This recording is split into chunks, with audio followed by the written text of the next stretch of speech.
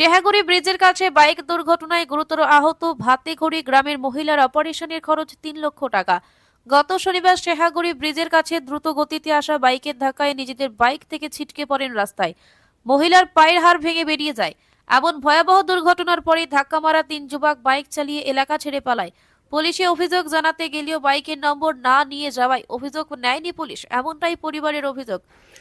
13ই December শনিবার শিয়াগুড়ি bridge পার করে ধানপুরের কাছে একটি বাইক দুর্ঘটনায় গুরুতর আহত হন। একটি পায়ের হাড় কার্যত ভেঙে বেরিয়ে যায়। তারপর থেকে কার্যত বিছানার সঙ্গে। 3 লক্ষ টাকা দরকার ওনার অপারেশনের জন্য। না পাশে পেয়েছে প্রশাসনকে, না দাঁড়িয়েছে যারা আঘাত করে অর্থাৎ দুর্ঘটনার পর চলে যাওয়া সে ব্যক্তিরা। অর্থাৎ কী সমস্যাটা হয়েছে, আপনার কীভাবে দুর্ঘটনা করলো? আমি আর আমার হাজব্যান্ড শনিবার বিকালবেলা 5টার সময় চা খেতে যাচ্ছিলাম ধাইপুরের দিকে। তো সেই সময় একটা পালসার বাইকে 3জন ছিল, তারা এসে দ্রুত গতিতে আসছিল, আমাদের পিছন দিকে ধাক্কা মারে।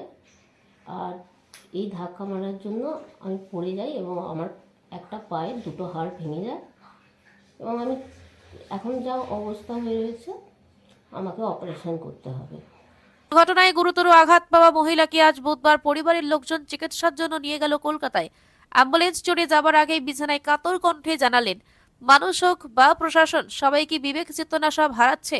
একজন মহিলা এত বড় আঘাত পেল, সহযোগিতা করা তো দূর, পালিয়ে যাওয়া যুবকদের বাইকের নম্বর না নিয়ে যাওয়ার জন্য পুলিশ অভিযোগটুকু নেয়নি। শনিবার থেকে বিছানা সজ্জা 2 সন্তানের মা। ক্লাস 7-এ পড়া মেয়ে স্কুল যাওয়া বন্ধ করে মায়ের সেবা সুস্থতা করছে। শিয়াগুড়ি ব্রিজ থেকে খানিকটা নামার পর ওই চায়ের দোকান আর যে একটা বিল্ডিং আছে মার্বেলের, ঠিক ওই পয়েন্টটার কাছাকাছি, মানে এক্স্যাক্ট আমি বলতে পারছি না, ওইখানে একটা বাইক আমাদের পিছনে সজোরে ধাক্কা মারে। সঙ্গে সঙ্গে আমার বাইক ছিটকে পড়ে যায় এবং আমার বাইকের সঙ্গে সঙ্গে পা ভেঙে হাতটা এতটা বেরিয়ে চলে আসে। হচ্ছে ওখান থেকে একটা টোটো ছিল, টোটোতে নিয়ে আপাতত কোথায় যাবো আমি ফোন করতে লাগি। তারপরে শিয়াগুড়িতে এসে আমি পার্থ মেডিকেলের চেম্বারে একজন ডাক্তারকে দেখাই। উনি প্রাইমারি একটা প্লাস্টারের মতো প্রাইমারি সাপোর্ট দেখেই বলে দিয়েছেন যে পুরো ফ্র্যাকচার হয়ে গেছে, একে 2টো হাড় পুরো ভেঙে গেছে, একে মানে অপারেশন করতে হবে। আমরা একটা প্রাথমিক সাপোর্ট দিয়ে একটা ডাক্তারবাবু আন্ডারে চিকিৎসা চলছিল এবং তার মাঝে আমরা বিভিন্ন নার্সিংহোমে যোগাযোগ করেছি, গিয়ে যে এক্সরে রিপোর্ট দেখিয়েছি এবং এটিকে অপারেশন করতে হবে এবং সেই জন্য আমরা সিএমআরে যোগাযোগ করেছিলাম। আজকে নিয়ে যাবো। উনি এস্টিমেট দিয়েছেন ওনারা কত কি খরচা পড়বে? হ্যাঁ, কি 3 লাখ টাকা। 3 লাখ টাকা।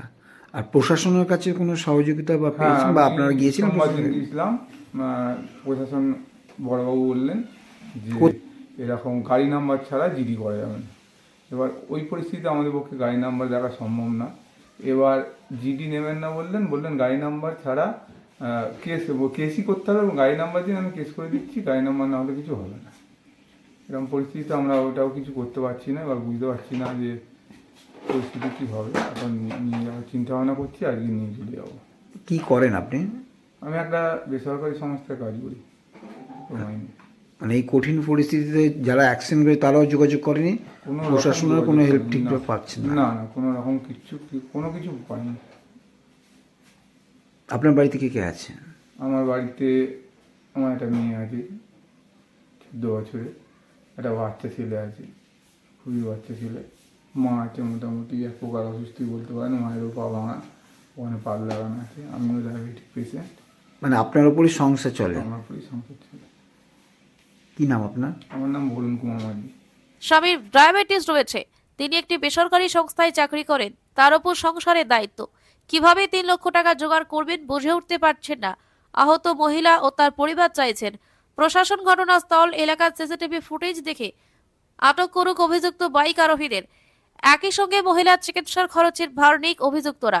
রিপোর্ট কল্যাণ অধিকারী। দেখতে থাকুন আমতা 24x7।